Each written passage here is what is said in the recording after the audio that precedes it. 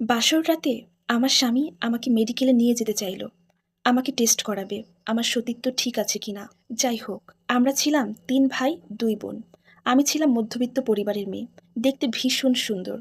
আমি যখন স্কুলে যাওয়া আসা করতাম, তখন অনেক ছেলেরাই আমাকে ডিস্টার্ব করত। আর এটা আমার কাছে খুব খারাপ লাগতো। আমি প্রতিদিন এই কথাগুলো এসে আমার মাকে বলতাম। আমার মা বাবাকে বলতো।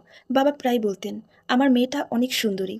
ওর সৌন্দর্যের কোনো তুলনা নেই। তাই আসলে ওকে বেশি পড়াশোনা করানো যাবে না।" আমার বাবা-মা ঠিক করলো আমার বড় বোনকে বিয়ে দিয়ে দিবে। পাত্রপক্ষ যখন আমার আপুকে দেখতে আসে, তখন যদি ভুলক্রমেও আমি তাদের সামনে চলে যাই, তাহলে তারা আমার বড় বোনকে রিজেক্ট করে আমাকে পছন্দ করে। এভাবে বেশ কয়েকবার আপুকে রিজেক্ট করা হয়। তখন আমার বাবা-মা খুব চিন্তায় পড়ে যায় এবং আমার আপু খুব কান্নাকাটি করত। এটা দেখে আমার খুব খারাপ লাগতো। এভাবে পরপর যখন আপুর বেশ কয়েকটা বিয়ে ভেঙে যায়, তখন আমার বাবা-মা খুব চিন্তায় পড়ে যায়। এখন তারা কি করবে? কিভাবে আপুকে বিয়ে দিবে? আপুকে বিয়ে না দিয়ে আমাকে তো বিয়ে দিতে পারবেও না, যেহেতু আমি তাদের ছোট মেয়ে। এদিকে আমাদের এলাকার ছেলেরা, পাশের এলাকার ছেলেরা আমাকে প্রতিনিয়ত ডিস্টার্ব করতে থাকে। আর এটা নিয়ে আমি সহ আমার বাবা-মা খুব চিন্তায় পড়ে যাই। কিন্তু কিছুই করার নেই। যেহেতু আপুর বিয়ে হয় নাই, তাই আমাকেও বিয়ে দিতে পারতেছে না। আমার বাবা-মা আমাদেরকে খুব ভালোবাসে।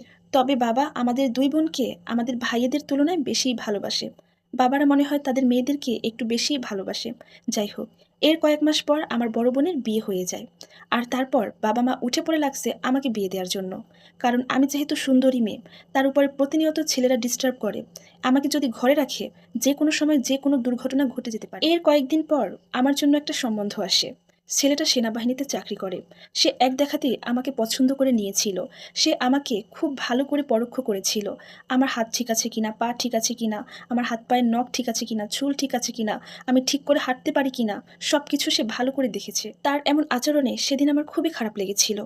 তারা চলে যাওয়ার পর আমি বাবাকে বললাম, "বাবা, এই ছেলেকে আমি বিয়ে করতে চাই না।" তখন বাবা আমাকে বলল, "কেন মা, কি সমস্যা? ছেলেটা তো ভালো।" আমি বললাম, "সে ভালো হোক আর যাই হোক, সে আমাকে কিভাবে খুঁটিয়ে খুঁটিয়ে দেখেছে, যেটা আমার একটুও ভালো লাগেনি। তাকে আমি আমার স্বামী বানাতে চাই না।" তখন বাবা বলল, "মারে, সে একজন সেনাবাহিনীর লোক, সরকারি চাকরি করে। তাছাড়া কোথাও মেয়ে দেখতে গেলে এভাবেই মেয়ে দেখে। তুই কিছু মনে করিস না মা।" তখন বাবা আমাকে বলল, "মা, ছেলের পরিবার তোকে দেখে খুব পছন্দ করেছে। ওরা চায় কালকে তোদের এঙ্গেজমেন্ট সেরে ফেলতে।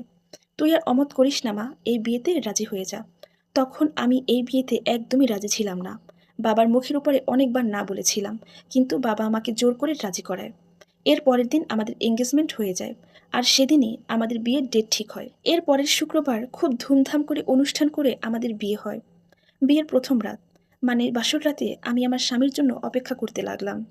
তখন রাত ১২টা, আমার স্বামী রুমে আসছে না। আমি তার জন্য অপেক্ষা করতে করতে খুব দুশ্চিন্তা করতে লাগলাম। কারণ আমি ভাবছিলাম, যেই মানুষটা প্রথমবার দেখতে গিয়ে আমার সাথে এমন আচরণ করেছে, আমাকে এত খুঁটিয়ে খুঁটিয়ে দেখেছে, সে না জানি আজকে রাতে আমার সাথে কি করে। এসব ভেবে আমি খুব ভয় পাচ্ছিলাম। এর কিছুক্ষণ পর আমার স্বামী দরজা খুলে রুমে ঢুকলো। তখন আমি তার শব্দ পেয়ে বিছানা থেকে নেমে তার সামনে গিয়ে তার পায়ে হাত দিয়ে সালাম করতে গেলাম। ওই মুহূর্তে সে আমাকে ধরে ফেললো এবং আমাকে ধরে বিছানায় বসালো।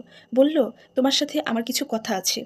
আমি বললাম, "কি কথা বলেন?" এরপর সে আমাকে বলতে লাগলো, "তোমাকে এসব কথা বলা আমার ঠিক না, কিন্তু তবুও আমি বলতে বাধ্য হচ্ছি।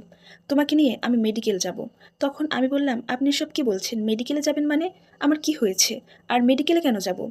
তখন সে বলল, "হ্যাঁ, আমি তোমাকে নিয়ে মেডিকেলে যাব। তোমার সতীত্ব ঠিক আছে কিনা পরীক্ষা করাবো।" তখন সে আরো বলল, "তোমার মতো সুন্দরী মেয়ে বিয়ের আগে ৩-৪টা যে প্রেম করো নাই, কিংবা কারো সাথে শারীরিক সম্পর্ক করো নাই, এটা বিশ্বাস করতে আমার বেশ সন্দেহ হচ্ছে।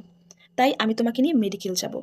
এরপর আমি তাকে বললাম, "ঠিক আছে, আপনি যেহেতু আমাকে বিশ্বাসই করতে পারতেছেন না, আমাকে নিয়ে মেডিকেলে গিয়ে পরীক্ষা-নিরীক্ষার মাধ্যমে আপনাকে বিশ্বাস করতে হবে, তাহলে আপনার আমাকে বিশ্বাস করার কোনো প্রয়োজন নেই।" তখন আমি আরো বললাম, "আপনার সাথে আমি আর থাকবো না। আমি এখান থেকে চলে যাব।" তখন আমার স্বামী আমাকে বলল, "তুমি আমার বিয়ে করা বউ। তোমার সাথে আমি যা ইচ্ছা করতে পারি।" তখন আমি বললাম, "যা ইচ্ছা করেন ঠিক আছে। কিন্তু তার মানে আপনার সাথে আমি মেডিকেল যাব না।" কিন্তু সে আমাকে মেডিকেল নিয়ে যাবেই। এর এক পর্যায়ে তখন তার সাথে আমার অনেক তর্ক-বিতর্ক হয়। আমরা দুজন আলাদা থাকি। সেদিন সারারাত আমি খুব কান্নাকাটি করি। পরের দিন সকালবেলা আমি আমার মাকে কল করে সব কথা বলে দেই।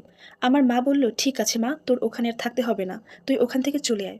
এর কিছুক্ষণ পর বাবা আমাকে নিতে আসে। বাবা আমাকে বলে, "আমি খুব ভুল করেছি রে মা। তোকে ভুল মানুষের সাথে বিয়ে দিয়েছি। আসলে তুই এখানে কোনোদিন সুখী হতে পারবি না। তুই আমার সাথে আজই ফিরে চল।" তখন আমি বাবার সাথে ফিরে গেলাম এবং যাওয়ার আগে স্বামীকে বলে গেলাম, আপনি যেহেতু আমাকে বিশ্বাস করতে পারছিলেন না, তাই আমিও এখন আর আপনাকে বিশ্বাস করছি না। আপনার সাথে আমি আর সংসার করতে চাই না, তাই আমি আপনাকে ছেড়ে গেলাম। তারপর আমি আমার বাবার সাথে বাবার বাড়িতে চলে আসি। এখনও আমি আমার বাবার বাড়িতেই আছি। সবাই আমার জন্য দোয়া করবেন। আল্লাহ তাআলা যেন আমাকে আরও অনেক ধৈর্য দান করেন। আর এই সম্পূর্ণ স্টোরিটা সংগৃহীত, যার সাথে আমার বাস্তব জীবনের কোনো মিল নেই। ধন্যবাদ।